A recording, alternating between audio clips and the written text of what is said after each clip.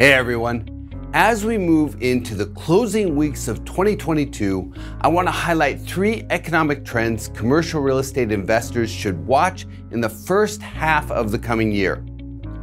For this video, I'm going to set aside the big obvious things like inflation and interest rates. Everyone knows about those. I'm going to dig under the surface a bit to focus on 3 metrics that haven't gotten as much attention but will have a significant impact on commercial real estate in the coming year. The first is the Michigan University Consumer Sentiment Index, which reflects how people feel about their financial situation. In the second quarter of 2022, consumer sentiment fell sharply as gas prices pushed above $4 a gallon, inflation surpassed 8%, and the Fed accelerated their rate increases. At the same time, apartment demand fell from a positive 106,000 units in the first quarter to negative 71,000 units in the second quarter. Consumer sentiment hit an index score of 50 in June, a record low. Sentiment has only declined into the low 50 range during the global financial crisis and in 1980 when inflation hit 13.5%. The good news is that sentiment appears to be making a recovery, offering the prospect of renewed household formations in 2023. The second thing to watch in the coming year is what happens with cash savings and the use of revolving credit.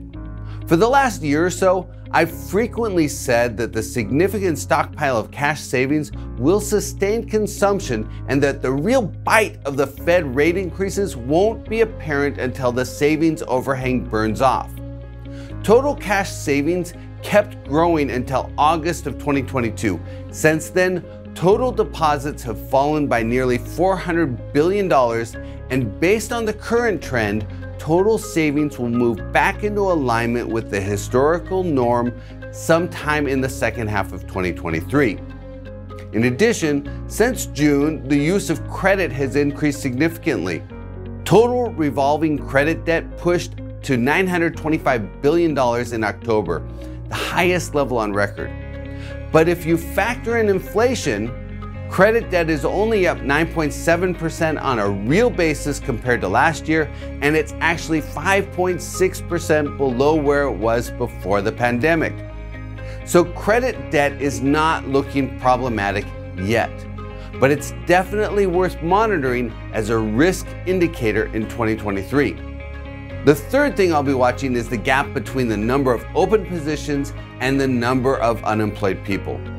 Although the number of job openings has come down since peaking close to 11.9 million in March, it's still very high by historical standards at 10.3 million open positions.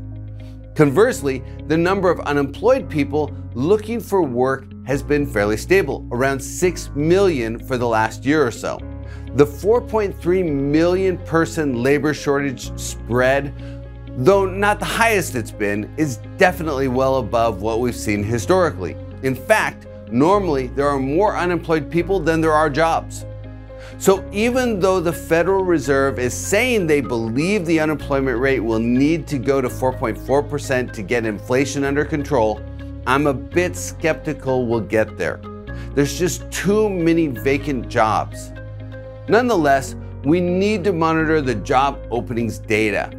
If that number starts to fall fast, it's a sign that the economy is weakening. For now though, it looks like the job market will remain strong. Despite recent tech layoffs and a softening financial services employment outlook, sectors like healthcare, hospitality, and retail trade still face significant staffing shortages.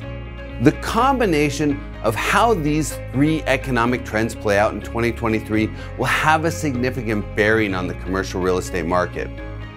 And they'll give us some forward-looking insights into how both the economy and commercial real estate will perform in 2023.